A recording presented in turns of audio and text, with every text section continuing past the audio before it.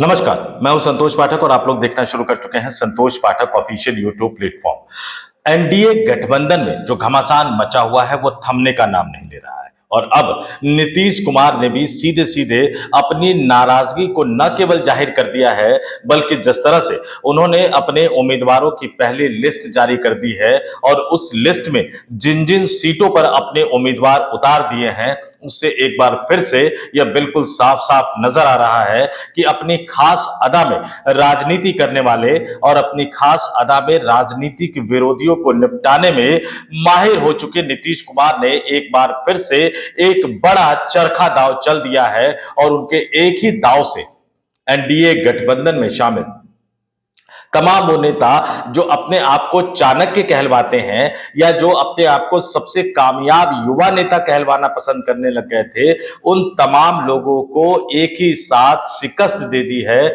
और पटना से लेकर दिल्ली तक भारतीय जनता पार्टी के खेमे में खलबली मच गई है। मैं लगातार ये कह रहा हूं, मैं बार बार ये कह रहा हूं, भारतीय जनता पार्टी की समस्या जीतन राम मांझी नहीं है, भारतीय जनता पार्टी की समस्या उपेंद्र कुशवाहा भी नहीं है। भारतीय जनता पार्टी की असली समस्या नीतीश कुमार है और नीतीश कुमार ने जो कर दिया उसने एक बार फिर से बिहार की राजनीति को, एनडीए गठबंधन की राजनीति की सच्चाई को सामने ला दिया है। अमित शाह का फोन उठाना नीतीश कुमार ने बंद कर दिया। जी हां, अमित शाह लगातार नीतीश कुमार से बातचीत करने की कोशिश कर रहे हैं, लेकिन नीतीश कुमार उनके फोन लाइन पर नहीं आ रहे हैं। प्रधानमंत्री नरेंद्र मोदी से उन्होंने फोन पर बात तो की, लेकिन सहमति की कोई गुंजाइश बनती हुई नजर नहीं आ रही है। और इस बीच बिना किसी औपचारिक प्रेस कॉन्फ्रेंस के, जी हां, जनता दल यूनाइटेड का लगातार ये मानना है, बार बार ये मानना है, दिल्ली में राजीव रंजन सिंह और लल्लन सिंह कुछ भी कहते रहे, संजय झा कुछ भी कहते रहे, पटना जाकर वो कुछ भी नीतीश कुमार की सहमति को लेकर, नीतीश कुमार के खुश होने को लेकर बयान देते रहे, अन्य दलों को एडजस्ट करने की बात कहते रहे, लेकिन जनता दल यूनाइटेड का ऑफिशियल स्टैंड रहा है कि अगर गठबंधन है तो प्रेस कॉन्फ्रेंस होना चाहिए।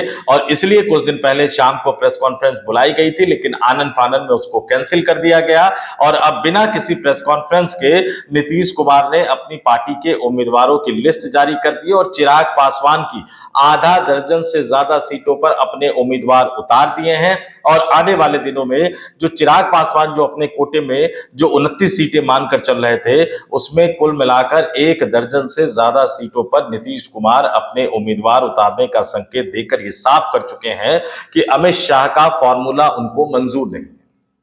इस बीच बिहार की राजनीति में एक बहुत बड़ा डायलॉग चर्चा में आ रहा है, जो कि उपेंद्र कुशवाहा ने कल बोला था, this time nothing is well in NDA. अपनी पत्नी के नामांकन में जा रहे थे, अचानक पता लगा कि वो सीट चिराग पासवान के कोटे में चली गई। वापस आ गए, अपनी नाराजगी जाहिर की, ये डायलॉग बोल दिया, this time nothing is well in NDA. Bharatiya Janata party के तमाम नेता उनके पटना वाले आवास पर उनको मनाने पहुंच गए। सम्राट चौधरी पहुंचे, नितिन नवीन पहुंचे, नित्यानंद राय पहुंचे, मंगल पांडे पहुंचे, अन्य कई नेता पहुंचे, लेकिन उपेंद्र कुशवाहा मानने को तैयार नहीं हुए। फाइनली उनको दिल्ली बुला लिया गया। दिल्ली में अमित शाह से उनकी मुलाकात हुई, 45 मिनट तक उनकी मुलाकात हुई और मुलाकात से निकलकर कई तरह की उन्होंने बातें कही। लेकिन दिल्ली में एक तरफ मुलाकात और दूसरी तरफ पटना में नीतीश कुमार ने एक तरह से खेला कर दिया। और पटना में किस तरह से नीतीश कुमार ने खेला कर दिया, जरा मैं बता देता हूं आपको कि आज जनता दल यूनाइटेड ने अपने 57 उम्मीदवारों की पहली सूची जारी कर दी है। अब इसमें वायरल बहुत सारी चीजें हो रही है, कहा जा रहा है कि किसी मुस्लिम का नाम नहीं है, कई तरह की बातें कही जा रही हैं, सिंबल पहले बांट दिया गया, उम्मीदवारों की लिस्ट बाद में जारी की गई। लेकिन खबर ये सिर्फ 57 उम्मीदवारों की पहली लिस्ट जारी करना भर नहीं, हकीकत में इसमें खबर यह है कि नीतीश कुमार किस तरह से अड़ गए और उन्होंने चिराग पासवान की विधानसभा सीटों पर अपने उम्मीदवार उतार दिए। कैसे उतार दिए, कौन कौन सी सीटों पर उतार दिए, इन तमाम चीजों को तथ्यों के साथ मैं इस स्टोरी में आपके सामने रखूंगा। आइए सबसे पहले बात कर लेते हैं हम सोनबरसा की। जी हां, सोनबरसा वो सीट जहां से नीतीश कुमार के करीबी रत्नेश सदा विधायक थे, नीतीश सरकार में मंत्री थे। जैसे ही सीट बंटवारे का ऐलान सोशल मीडिया पर हुआ, उसके बाद यह खबर आई कि सोनबरसा सीट जो है वो चिराग पासवान के कोटे में चली गई है। रत्नेश सदा ने तुरंत नीतीश कुमार के करीबी पूर्व आईएएस अधिकारी रहे मनीष वर्मा को पकड़ा मुख्यमंत्री आवास पहुंचे और जैसे ही उन्होंने नीतीश कुमार को बताया कि उनकी सीट चिराग पासवान के कोटे में चली गई, तुरंत नीतीश कुमार हत्थे से उखड़ गए। उन्होंने अपनी पार्टी के नेताओं को बुलाया कि ये सीट कैसे चली गई।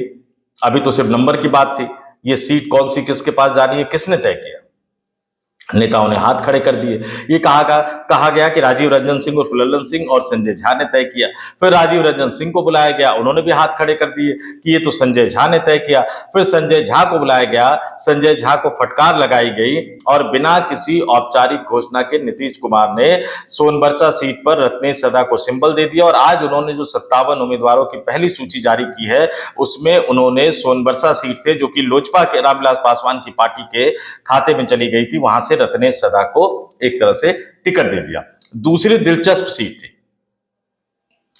पिता जेडीयू से अभय सिंह, माता चिराग पासवान की पार्टी से सांसद, बेटी को चिराग पासवान की पार्टी से चुनाव लड़ना था। सीट भी तय हो गई थी, उम्मीदवार भी तय हो गए थे। नीतीश कुमार ने वहां भी एक तगड़ा झटका देते हुए चिराग पासवान से न केवल सीट छीन ली बल्कि उम्मीदवार भी छीन लिया। जी हाँ, हम बात कर रहे हैं गायघाट विधानसभा की। जो पहली सूची नीतीश कुमार की पार्टी ने जारी की है, उसमें गायघाट से जनता दल यूनाइटेड ने कोमल सिंह को उम्मीदवार बनाया है। यानी सीट भी चिराग पासवान से छीन ली और उम्मीदवार भी छीन लिया। तीसरी सीट वैशाली है, जहां से जनता दल यूनाइटेड ने चिराग पासवान की दावेदारी को खारिज करते हुए वर्तमान विधायक सिद्धार्थ पटेल को चुनावी मैदान में उतार दिया है। चौथी सीट मोरवा है, जो चिराग पासवान के खाते में चली गई थी, वहां से जनता दल यूनाइटेड ने विद्यासागर सिंह निषाद को मैदान में उतार दिया है। पांचवी सीट एकमा थी, जो चिराग पासवान के खाते में चली गई थी, वहां से जनता दल यूनाइटेड ने बाहुबली धूमल सिंह को टिकट दे दिया है। और छठी सीट राजगीर थी, नीतीश कुमार की पसंदीदा सीट। जब भी उनको खेला करना होता है, पाला बदलना होता है, जब उनका मन नहीं लगता किसी गठबंधन में, तो राजगीर चले जाया करते हैं। ये तो आपको और हमको तमाम लोगों को याद होगा। तो छठी सीट राजगीर थी, जो कि चिराग पासवान के कोटे में चली गई थी, लेकिन नीतीश कुमार ने वहां से कौशल किशोर को टिकट दे दिया है। और सिर्फ इतना ही नहीं, कई तरह की बातें निकलकर सामने आ रही है और यह बताया जा रहा है कि अभी तो 57 उम्मीदवारों की पहली सूची नीतीश कुमार की पार्टी ने जारी की है, हम दूसरी सूची भी आनी है और हो सकता है कि तीसरी सूची भी आए और उसमें तकरीबन 8 सीटें ऐसी हैं, ध्यान दीजिएगा मेरी बात को, तकरीबन 8 सीटें ऐसी है जो लोजपा रामविलास पासवान के खाते में बताई जा रही थी, यानी चिराग पासवान के खाते में बताई जा रही थी। लेकिन नीतीश कुमार वहां से अपने उम्मीदवारों को उतारने की तैयारी कर रहे हैं। तो ये तय मानकर चल लीजिए कि 101 सीट पर नीतीश कुमार संतुष्ट होने को तैयार नहीं है। चिराग पासवान को जो उनकी सिटिंग सीटें दी गई थी, उससे नीतीश कुमार खुश नहीं है, नीतीश कुमार नाराज है, नीतीश कुमार बिफरे हुए हैं और उन्होंने संजय झा से, राजीव रंजन सिंह से तमाम अधिकार एक तरह से वापस ले लिए हैं, सिंबल बंटवाना शुरू कर दिया है, पहली लिस्ट उन्होंने जारी कर दी है, चुनाव प्रचार के मैदान में वो उतरने जा रहे हैं, अपने उम्मीदवारों के नामांकन में वो उतरने जा रहे हैं, यानी खुलकर वो तमाम चीजें खेल रहे हैं। लेकिन ऐसा लगता है कि दोनों गठबंधनों में जो उठापटक मची है, वो भविष्य की राजनीति को लेकर गहरे संकेत देते हुए नजर आ रहे हैं। राष्ट्रीय जनता दल और कांग्रेस के बीच बातचीत बन नहीं पा रही है। तेजस्वी यादव ने आज नामांकन कर दिया। राष्ट्रीय जनता दल ने तेज प्रताप यादव के खिलाफ अपने उम्मीदवार के नाम का ऐलान कर दिया। कांग्रेस पार्टी की सीईसी की दूसरी बैठक आज होनी है और इस बीच जो खबरें निकलकर सामने आ रही है कि अमित शाह का फोन नीतीश कुमार उठा नहीं रहे, नरेंद्र मोदी की बात उन्होंने मानी नहीं, चिराग पासवान की 6 सीटों पर अपने उम्मीदवार उतार दिए, 8 से ज्यादा सीटों पर उम्मीदवार उतारने की तैयारी कर रहे हैं। और इस बीच खबरें आ रही हैं कि जो तेजस्वी यादव के करीबी है राज्यसभा सांसद संजय यादव, उन्होंने बाकायदा मुख्यमंत्री आवास पर जाकर एक अने मार्ग पर नीतीश कुमार से मुलाकात की है।